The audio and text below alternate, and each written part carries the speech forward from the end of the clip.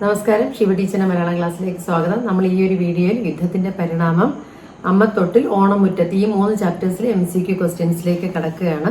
എല്ലാ ചോദ്യങ്ങളും പൂർണ്ണമാണെന്ന് പറയാൻ പറ്റില്ല, എന്നാലും അത്യാവശ്യമുള്ള ചോദ്യങ്ങൾ ഇതിനകത്ത് പറഞ്ഞു പോകുന്നുണ്ട്. എവിടെ വെച്ചാണ് യുദ്ധം നടന്നത്? കുരുക്ഷേത്ര, ഈ പാണ്ഡവരും കൗരവരും തമ്മിലുള്ള യുദ്ധം നടന്ന സ്ഥലം എവിടെയാണ്? കുരുക്ഷേത്രം. അത് ആ യുദ്ധം തുടങ്ങുമ്പോൾ എന്തുണ്ടായിരുന്നു? ഒരു കരാറുണ്ടായിരുന്നു. എന്നാൽ യുദ്ധം അവസാനിക്കുമ്പോൾ ഈ കരാറുകൾ ലംഘിക്കപ്പെട്ടതായിട്ട് കാണുന്നുണ്ട്. എങ്ങനെയുള്ള വിജയമാണ് പാണ്ഡവർക്ക് ലഭിച്ചത്? വല്ലപാടും നേടിയ വിജയം. പടക്കളത്തിൽ ആരുടെ വീഴ്ചയോടെയാണ് യുദ്ധം അവസാനിക്കുന്നത്? ദുര്യോധനന്റെ. ദുര്യോധനൻ എങ്ങനെയാണ് വീണത്? തുടച്ചതഞ്ഞാണ് വീണത്. ദുര്യോധനെ വീഴ്ത്തിയത് ആരാണ്? ഭീമസേനൻ. ഭീമന് അതിനുള്ള നിർദ്ദേശം നൽകിയത് ആരാണ്? ശ്രീകൃഷ്ണൻ. അയാളെ ഒടുക്കം കാണാനായി, ദുര്യോധനെ ഒടുക്കം കാണാനായി അവിടെ വന്നത് സഞ്ജയനാണ്. ആ സമയത്ത് അയാളുടെ അവസ്ഥ എന്തായിരുന്നു? പാമ്പിനെ പോലെ ചീറ്റിക്കൊണ്ട് കണ്ണുകളിൽ കോപാശ്രു നിറഞ്ഞ് തല ആയിട്ട് ഉരയ്ക്കുകയായിരുന്നു. എത്ര അക്ഷോഹിണി പടയാണ് കൗരവർക്കുണ്ടായിരുന്നത്? 11. ദുര്യോധനൻ തന്റെ ആ ഒരു മരണസമയത്തും ആരെയൊക്കെ കുറിച്ച് ഓർത്ത് കരയുന്നു? സഹോദരി ദുശ്ശളയെ കുറിച്ച് ഓർത്ത് കരയുന്നുണ്ട്, മാതാപിതാക്കളെ കുറിച്ച് ഓർത്ത് കരയുന്നു, സ്വന്തം ഭാര്യയെ കുറിച്ച് ഓർത്ത് കരയുന്നു. എവിടെ വെച്ചാണ് ഇയാൾ മരിക്കുന്നത്? സെമന്തപഞ്ചകത്തിൽ വെച്ച്. സെമന്തപഞ്ചകത്തിൽ മരിക്കുന്നതിന്റെ പ്രാധാന്യം എന്താണ്? അവിടെ പുണ്യവുമാണ്, ത്രൈലോക പ്രസിദ്ധവുമാണ്. എന്താണ് ത്രൈലോക പ്രസിദ്ധം? 3 ലോകങ്ങളിലും വെച്ച് പ്രസിദ്ധമായത്. കാണാവുന്ന ആരൊക്കെയാണ്? അശ്വത്ഥാമാവ്, കൃപർ, കൃതവർമാവ്. ഇതിൽ അശ്വത്ഥാമാവ് ആരുടെ പുത്രനാണ്? ദ്രോണരുടെ പുത്രനാണ്. അതുകൊണ്ട് തന്നെ അവനെ ദ്രൗണി എന്ന പേരിലാണ് അറിയപ്പെടുന്നത്. ഇന്ന് ഞാൻ സർവ്വ പാഞ്ചാലരെയും വസുദേവൻ ഗാണത്തിനെ കാലപുരിക്ക് അയക്കും എന്ന് പ്രതിജ്ഞ എടുത്ത ആരാണ്? അശ്വത്ഥാമാവ്. ആരാണ് സേനാപതിയായി അശ്വത്ഥാമാവിനെ അഭിഷേകം ചെയ്യുന്നത്? ദുര്യോധനാണ്. ബ്രാഹ്മണൻ ആരുടെ കൽപ്പന കിട്ടിയിട്ട് യുദ്ധം ചെയ്യാവൂ? രാജാവിന്റെ കൽപ്പന കിട്ടിയിട്ട്. അന്ന് പടപ്പാളയത്തിൽ ഇവര് മറ്റുള്ളവരെ കൊല്ലാൻ ചെല്ലുമ്പോൾ കൃഷ്ണൻ പാണ്ഡവരെയും കൂട്ടി ഇവിടെ പോയിരിക്കുകയായിരുന്നു, ഓഘവതി നദിയുടെ തീരത്ത്. ദ്രൗണി കൃപരെയും കൃതവർമാവിനെ എവിടെയാണ് നിർത്തിയത്? ശിബിര ദ്വാരത്തിൽ. അയാൾ ആദ്യം കയറിപ്പോയത് ആരുടെ മുറിയിലേക്കാണ്? ദൃഷ്ടിദ്യുമ്നന്റെ മുറിയിലേക്കാണ്. ആരാണ് ദൃഷ്ടിദ്യുമ്നൻ? പാഞ്ചാലിയുടെ സഹോദരനാണ്, ദ്രൗപദിയുടെ സഹോദരനാണ് ദൃഷ്ടിദ്യുമ്നൻ. അയാൾ യുദ്ധശ്രാന്തനായി കിടക്കേണ്ടത്. എന്താണ് യുദ്ധശ്രാന്തൻ? ക്ഷീണിതൻ. അയാളെ എങ്ങനെ കൊല്ലാനാണ് ദ്രൗണി ശ്രമിക്കുന്നത്? മർമ്മങ്ങളിൽ പെരുവിരൽ ഊന്നി കൊല്ലാനാണ് ശ്രമിക്കുന്നത്. അതായത് ശസ്ത്രമായുധം. എന്തുകൊണ്ടാണ് ശസ്ത്രം കൊണ്ട് കൊല്ലാത്തത്? ഇയാൾക്ക് ലോകങ്ങൾ, സുഹൃത ലോകങ്ങൾ ലഭിക്കാതിരിക്കാൻ. ദ്രൗണി ആരെയാണ് ഗുരുഖാദി എന്ന് വിളിക്കുന്നത്? ദൃഷ്ടിദ്യുമ്നനെ. അതായത് പാണ്ഡവരുടെയും കൗരവരുടെയും ഗുരുവായിരുന്ന ദ്രോണരെ കൊന്നതുകൊണ്ടാണ് ഗുരുഖാദി എന്ന് വിളിക്കുന്നത്. എന്നിട്ട് മറ്റൊരു വാക്കും പ്രയോഗിക്കുന്നുണ്ട്, കുലപാംസകൻ എന്ന് പറഞ്ഞാൽ കുലത്തെ ദുഷിപ്പിക്കുന്നവൻ. എന്നിട്ടാണ് ദ്രൗണി ഇയാളുടെ മർമ്മങ്ങളിൽ പെരുവിരലൂന്നിയാളെ കൊല്ലുന്നത്.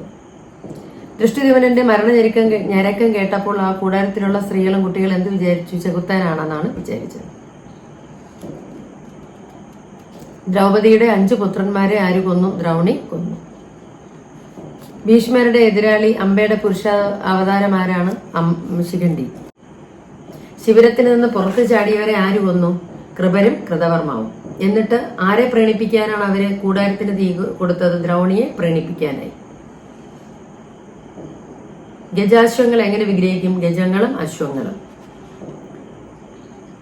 രാത്രി നിശബ്ദമായ ആളുകൾ ഉറങ്ങിക്കിടന്ന ശിബിരത്തിലേക്ക് കയറി ചെന്ന് അവർ പുലർച്ചെ കൊലപാതകങ്ങൾ ചെയ്തു കഴിഞ്ഞ് അത്രയും നിശബ്ദമായ പാളയത്തിൽ നിന്നാണ് തിരികെ വരുന്നത്. തിരിച്ചവർ ചെല്ലുമ്പോഴും ആർക്ക് ജീവനുണ്ടായിരുന്നു? ദുര്യോധന ജീവനുണ്ടായിരുന്നു. എനിക്ക് ഭീഷ്മരും കർണനും ദ്രോണരും ചെയ്തു തരാത്ത നിങ്ങൾ ചെയ്തു തന്നു എന്ന് പറയുന്ന ആരാണ്? ദുര്യോധനൻ. ഇങ്ങനെയാണ് മഹാഭാരത യുദ്ധത്തിന്റെ പരിസമാപ്തി. 18ാം ദിവസത്തെ രാത്രിയിൽ നടന്ന അരിങ്കൊലയോടുകൂടിയാണ് ഇതിന്റെ അവസാനം. ആരായിരുന്നു ആദ്യം കൗരവരുടെ സൈനാധിപൻ? ഭീഷ്മർ. അവസാനത്തെ സേനാധിപതി ആരായിരുന്നു? അശ്വത്ഥാമാവ്. ആരാണ് ധാർത്തരാഷ്ട്രൻ? ധൃതരാഷ്ട്രയുടെ മകൻ അല്ലെങ്കിൽ ധൃതരാഷ്ട്രയുടെ മക്കൾ. സുയോധനുള്ള മറ്റൊരു പേരെന്താണ്? ദുര്യോധനൻ. പാശ്ചാത്യ സാഹിത്യങ്ങളിലെ എപ്പിക്കുകൾ, യുദ്ധ നോവലുകൾ എന്താണ് പറയുന്നത്? യുദ്ധത്തിന്റെ അല്ലെങ്കിൽ യുദ്ധവീരന്മാരുടെ പരാക്രമം വർണ്ണിക്കുന്നു. എന്നാൽ മഹാഭാരതമാണെങ്കിൽ നടന്ന കഥയാണ്, നടക്കാനിരിക്കുന്ന കഥയും കൂടെയാണ്. ഈ അരിങ്കൊല അറിഞ്ഞപ്പോൾ യുധിഷ്ഠിരൻ എന്തായി? നിർവേദമായി. പ്രമാദത്തിൽ കവിഞ്ഞ ഒരു കൊല ജീവിതത്തിലില്ല. എന്താണ് പ്രമാദം? ശ്രദ്ധക്കുറവ്. ആ കൊലക്കളത്തിലെത്തിയപ്പോൾ ദ്രൗപദിക്ക് എന്ത് സംഭവിച്ചു? അവൾ മോഹാലസ്യപ്പെട്ട് വീണു. ആരാണ് അവളെ ചെന്ന് താങ്ങിയത്? ഭീമസേനൻ. അപ്പോൾ അവൾ യുധിഷ്ഠിരനോട് എന്താണ് പറഞ്ഞത്? ഈ ലോകം മുഴുവൻ നിങ്ങൾക്ക് നേടിക്കൊള്ളാം, പക്ഷെ എനിക്കിത് പൊറുക്കാൻ വയ്യ, പാപിയായ ദ്രൗണിയെ കൊല്ലണം എന്ന്.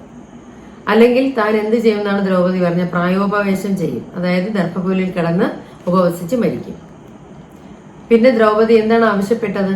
ദ്രൗണിയുടെ ശിരസിലെ ചൂടാമണി. അങ്ങനെ ഇതിനു വേണ്ടി പുറപ്പെട്ടതാരാണ്? ഭീമസേനൻ. അതിനു പുറകെ, അതായത് ഈ ദ്രൗണി പ്രതികാരാത്മാവാണെന്ന് അറിയാവുന്നതുകൊണ്ടാണ് കൃഷ്ണൻ അർജുനനുമായി അവന് പുറകെ പോകുന്നത്. ഏത് ആയുധമാണ് അയാൾ പ്രയോഗിക്കുമെന്നവര് ഭയക്കുന്ന? ബ്രഹ്മശിരസ്. ക്രോധദീപ്തൻ ആയിരുന്നു ഭീമൻ. എന്താണ് ക്രോധദീപ്തൻ? ക്രോധത്താൽ ദീപ്തനായവൻ. അശ്വത്ഥമാവ് അപ്പോൾ എവിടെയാണ്? ഭാഗീരഥി കച്ചത്തിൽ. ആരോടൊപ്പം? ഋഷിമാരോടൊപ്പം ആണ് ആ സമയത്ത്. അയാൾ എന്താണ് അയാളുടെ വേഷവിധാനം? കുശചീരങ്ങൾ, കുശവും ചീരവും ധരിച്ചിരിക്കുകയായിരുന്നു. കണ്ടപ്പോൾ ബ്രഹ്മശിരസ് തന്നെയാണ് അയാൾ പ്രയോഗിക്കാൻ ഭാവിക്കുന്നത്. ഈ സമയത്ത് കൃഷ്ണൻ ദ്രൗണി ബ്രഹ്മശിരസ് പ്രയോഗിക്കും. അതുകൊണ്ട് കൃഷ്ണനും അർജുനനോട് ബ്രഹ്മശിരസ് പ്രയോഗിക്കാനാണ് ആവശ്യപ്പെടുന്നത്. അർജുനൻ അസ്ത്രം കൊണ്ട് അടങ്ങട്ടെ എന്ന മംഗളം സങ്കല്പിച്ചാണ് ഇത് പ്രയോഗിക്കുന്നത്. ഈ അസ്ത്രങ്ങൾക്ക് നടുവിൽ വന്നു നിന്നത് ആരൊക്കെയാണ്? കൃഷ്ണ, ദ്വൈപായനനും നാരദനും. രണ്ട് അസ്ത്രങ്ങൾക്ക് നടുവിൽ അവരുടെ സ്ഥാനം രണ്ട് അഗ്നികളെ പോലെയായിരുന്നു. അർജുനൻ അവരെ കണ്ട ഉടൻ തന്റെ അസ്ത്രത്തെ പ്രതിസംഹരിച്ചു. എന്തുകൊണ്ടാണ് ദ്രൗണി അസ്ത്രം പ്രതിസംഹരിക്കാത്തത്? അവൻ ബ്രഹ്മചര്യവ്രതം അനുഷ്ഠിക്കാത്തത് കൊണ്ട്. അങ്ങനെ അവൻ പ്രതിസംഹരിച്ചാൽ അസ്ത്രം എന്ത് ചെയ്യും? അവന്റെയും അവന്റെ കൂട്ടുകാരുടെയും തല തെറിപ്പിക്കും. ഈ ബ്രഹ്മശിരോസ്ത്രം വീഴുന്ന രാഷ്ട്രത്തിൽ 12 കൊല്ലം മഴ പെയ്യില്ല. അശ്വത്ഥാമാവിന്റെ തലയിലെ ചൂടാമണിയുടെ പ്രയോജനങ്ങൾ എന്തൊക്കെയാണ്? അതിൽ നിന്ന്, ആയുധത്തിൽ നിന്നും വ്യാധിയിൽ നിന്ന് അസുഖങ്ങൾ വരില്ല, ആയുധങ്ങൾ ഏൽക്കില്ല, വിശപ്പുണ്ടാവില്ല. താൻ പ്രയോഗിച്ച അസ്ത്രം പാണ്ഡവരുടെ സന്തതിയിലെങ്കിലും ചെന്ന് ഏശണം എന്ന് പറഞ്ഞത് ആരാണ്? ദ്രൗണി. ദ്രൗണി ആ അസ്ത്രം എവിടേക്കാണ് വിട്ടത്? പാണ്ഡവ ഗർഭത്തിലേക്ക്. അർജുനന്റെ പുത്രവധുവായ ഉത്തര പെറ്റുണ്ടാകുന്ന പരീക്ഷിത്ത് ആണ് പാണ്ഡവവംശത്തെ നിലനിർത്തുന്നത്.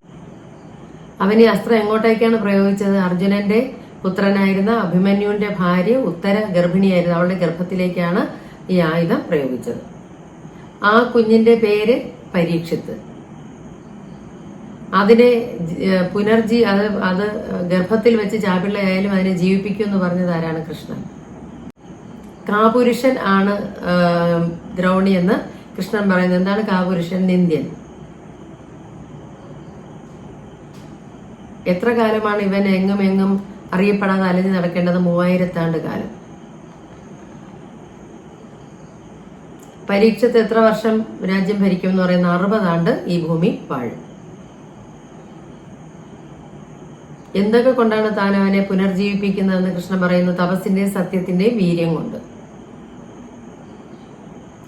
അതിന് കൃഷ്ണന് കൂടുതൽ അനുഗ്രഹം നൽകുന്നത് ആരാണ്? വ്യാസൻ.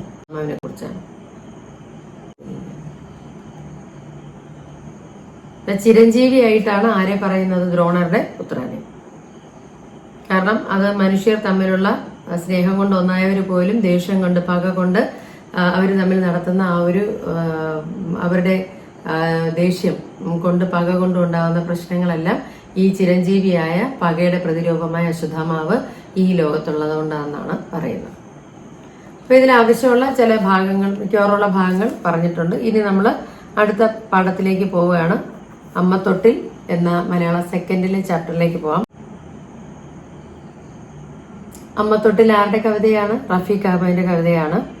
അതിൽ ആദ്യ തുടക്കത്തിൽ തന്നെ അമ്മയുടെ കൈകളെ കുറിച്ച് പറയുന്നുണ്ട്. കൈയാകുന്ന ചുള്ളികൾ, അത് മാറോട് ചേർത്ത് വെച്ചിരിക്കുകയായിരുന്നു. നീരറ്റതാണ്, നീരറ്റത് ജലാംശമില്ലാത്തത്. നീരാതെയാണ് വെച്ചിരിക്കുന്നത്, നീരാതെ നിവരാതെ. അമ്മയുടെ കണ്ണുകൾ എങ്ങനെയുള്ള വർണ്ണമാണ്? മങ്ങി പഴകിയ പിഞ്ഞാണ വർണ്ണം. ഏറെ പണിപ്പെട്ട് അടച്ചു തുറന്ന എന്താണ് അമ്മ? കണ്ണുകൾ. ആകാശഗോപുരങ്ങൾക്ക് താഴെ നാളത്തേക്ക് ഉറങ്ങാൻ ശ്രമിക്കുന്ന ആരാണ്? തെരുവീഥികൾ. എന്താണ് ഈ പെരുമാളിന്റെ അർത്ഥം? വലിയ ഷോപ്പിംഗ് മാൾ. എന്താണ് ഇപ്പെരുമാളിന്റെ അർത്ഥം? ഈശ്വരൻ. അമ്മ ആദ്യം കൊണ്ട് ഇറക്കാൻ ശ്രമിക്കുന്ന എവിടെയാണ്? ഷോപ്പിംഗ് മാളിന്റെ അടുത്ത്. അവിടെ ഏത് ജീവിയാണ് അതിന് തടസ്സം സൃഷ്ടിച്ചത്? പെറ്റുകിടന്ന തെരുവ് പട്ടി. അതിന് പിന്നാലെ അമ്മ എവിടെ കൊണ്ടുപോയി? ജില്ലാശുപത്രിക്കരികിൽ. അവിടെ ഉണർന്നിരിക്കുന്ന എന്ത് മാത്രമാണ്? രാക്കട. രാക്കട എങ്ങനെ വിഗ്രഹിക്കും? രാത്രിയിലെ കട. അവിടെ എന്തുണ്ട്? ആ ജില്ലാശുപത്രിയുടെ അടുത്ത് ഒഴിവ് കനത്ത ഇരുളിടം ഉണ്ട്. പക്ഷെ അവിടെ ചെന്നപ്പോഴാണ് പണ്ട് പനിച്ചതും പടികൾ ഓടി അമ്മ കൊണ്ട് കയറിയതും സൂചിപ്രയോഗത്തിന്റെ നീറ്റല് പോലെ ആ ഓർമ്മ മനസ്സിലേക്ക് വന്നത്. അതുകൊണ്ട് അവിടെ നിന്ന് മുന്നോട്ട് പോയി. പിന്നെ മൂന്നാമതെത്തുന്നത് എവിടെയാണ്? ഏകാന്തത കണ്ണ് കൊത്തി കളിക്കുന്ന സ്ഥലം. അതേതാണ്? വിദ്യാലയം. അവിടെ ചെന്നപ്പോഴാണ് പൊട്ടിക്കരഞ്ഞ ഓർമ്മ, അമ്മ പുറത്ത് മതിലിന്റെ പുറത്ത് കാത്തുനിന്ന ഓർമ്മ വരുന്നത്. ആരാണ് അവന്റെ കൈകളിൽ പിച്ചിയത്? മകന്റെ കൈകളിൽ അമ്മ. പെട്ടെന്ന് വാഹനം മുന്നോട്ട് പോയി. സ്വയം ബുദ്ധി കിട്ട് കരിന്തിരി ആളുക എന്നുള്ള വാക്കുകൊണ്ട് എന്താണ് ഉദ്ദേശിക്കുന്നത്? ഓർമ്മയും ഓർമ്മ പോയി എന്നുള്ളതാണ് കരിന്തിരി ആളുക എന്നുകൊണ്ട് ഉദ്ദേശിക്കുന്നത്.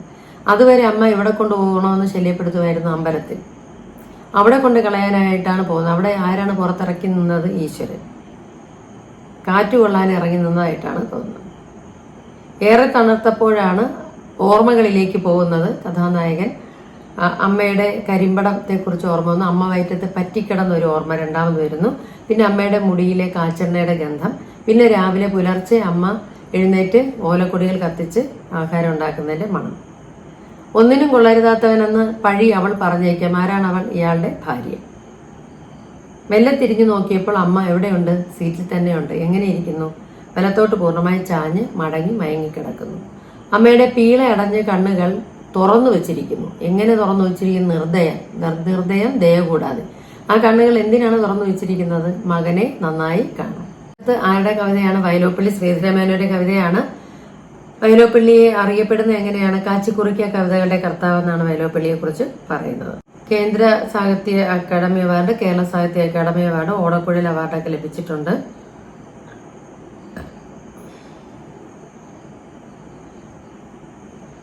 കന്നിക്കൊയ്ത്ത്, ശ്രീരേഖ, കുടിയൊഴിക്കലൊക്കെയാണ് അദ്ദേഹത്തിന്റെ പ്രധാന കൃതികൾ. അദ്ദേഹത്തിന്റെ ആത്മകഥ ലോകസ്മരണകൾ എന്നുള്ളതാണ്. അദ്ദേഹം ഒരു നാടകം എഴുതിയിട്ടുണ്ട്. ഋഷ്യശൃംഗനും അലക്സാണ്ടറും എന്നാണ് ആ നാടകത്തിന്റെ പേര്. ഇനി നമുക്ക് കവിതയിലെ പ്രധാന വൺ വേർഡ് ക്വസ്റ്റ്യൻസിലേക്ക് പോകാം. കവിതയുടെ ആശയത്തിന്റെ വീഡിയോ നന്നായിട്ട് കാണുക. ഇപ്പൊ എല്ലാ പാഠങ്ങളുടെയും ആശയത്തിന്റെ വീഡിയോ കാണുകയാണെങ്കിൽ നിങ്ങൾക്ക് MCQ വലിയ ബുദ്ധിമുട്ടായിട്ട് തോന്നിയില്ല. ഇപ്പൊ ഇവിടെ ഓണനാളുകളെ കുറിച്ച് വിവരിക്കുകയാണ്. നമ്മുടെ നാടിനെ കവി എന്തായിട്ട് വിശേഷിപ്പിക്കുന്നു? മലനാട്. ഈ മലനാടിന്റെ വായുവ് എങ്ങനെയുള്ളതാണ്? മഞ്ഞാൽ ഈറനൊടുത്ത പാവനഭാവമുള്ളതാണ്. മഴ കൊണ്ട് നിൽക്കുന്ന പൂക്കൾ ഏതാണ്? തുമ്പപ്പൂക്കൾ. എന്നാലും അവരെന്തിന്റെ കൂടെ നിറച്ചു നിൽക്കുന്നു? മലരിന്റെ കൂടെ നിറച്ചു നിൽക്കുന്നു. എവിടെയാണ് തുമ്പപ്പൂക്കൾ നിൽക്കുന്നത്? മേടുകൾ തോറും. തിരികൾ തെറുത്തു കൊളുത്താൻ കാത്തിരിക്കുന്ന ആരാണ്? മുക്കുറ്റികൾ. മുക്കുറ്റികളെ എന്തിനോട് ഉപമിച്ചിരിക്കുന്നു? ദീപക്കുറ്റികളോട്. വയലേലകളിൽ നിൽക്കുന്ന ആരാണ്? നെയ്യാമ്പലുകൾ. അവർ വെള്ളിത്താലം എടുത്തു നിൽക്കുന്ന ആരാണ്? നെയ്യാമ്പലുകൾ. നെയ്യാമ്പലുകളുടെ നടുവിൽ എന്തുണ്ട്? പൊൽക്കിഴികൾ ഉണ്ട്. രാവിലത്തെ നിലാവിനെ കവി എന്തിനോട് ഉപമിക്കുന്നു? കമുകിന്റെ പൂവിനോട്. അതുവഴി ആര് വരുന്നുണ്ട്? ഓണത്തപ്പൻ. ഓണത്തപ്പൻ വരുമ്പോൾ ആർപ്പ് വിളിക്കുന്ന ആരാണ്? ഉണ്ണികൾ. പിന്നെ ഉണ്ണികളും അലകടലും. പിന്നെ കുരവയിടുന്നത് കൊച്ചരുവികളും ചെറുകന്യാമാരും. ആരാണ് നല്ല അതിഥി? ഓണത്തപ്പൻ.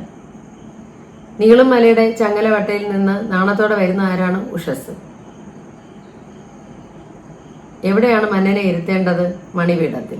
അതും ഏത് തറവാട്ടിന്റെ അങ്കണത്തിൽ? മലയാള തറവാട്ടിന്റെ അങ്കണത്തിൽ. കവി തന്നെ എന്തായിട്ട് വിശേഷിപ്പിക്കുന്നു? പുള്ളുവനായിട്ട്. അദ്ദേഹം താൻ കവിത എഴുതുന്നത് ആർക്ക് വേണ്ടിയാണെന്ന് പറയുന്നു? ഗ്രാമ പെൺകുടിമാരുടെ കരളുകൾ തുള്ളാൻ.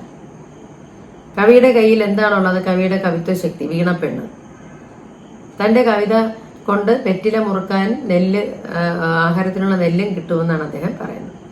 ഓണക്കാലത്ത് ഉണരുന്ന കവിയാര്? വൈലോപ്പിള്ളി. തിരുവോണ പാട്ടുകളുടെ പാട്ടുകാരനാരാണ്? വൈലോപ്പിള്ളി ശ്രീധരമേനോൻ. ഓണത്തപ്പൻ പൂത്തറമേൽ എന്ത് ചൂടിയാണ് ഇരിക്കുന്നത്? പനയോല. പനയോല പിരിച്ചെഴുതുന്നത് പന പ്ലസ് ഓല, വിഗ്രഹിക്കുന്നത് പന കൊണ്ടുള്ള ഓല. കവിയുടെ പാട്ടിനെ എന്ത് പറഞ്ഞാണ് പഴിക്കുന്നത്? പല്ലു കൊഴിഞ്ഞ പാട്ടാണെന്ന്. അങ്ങനെ പഴിക്കുന്നത് ആരാണ്? പരിഷ്കാരത്തിന്റെ തിണ്ണയിലുള്ളവർ. അവരുടെ മുന്നിൽ ഗോമേതകമിഴി മിന്നുന്ന സ്വർണ സിംഹാസനത്തിൽ ഇരിക്കുന്നത് ആരാണ്? ഓണത്തപ്പൻ. അപ്പൊ മാവേലി മന്നൻ മൂവുല കൊണ്ട ആളാണ്, അതായത് 3 ലോകത്തിലും പ്രസിദ്ധനായ വ്യക്തിയാണ്.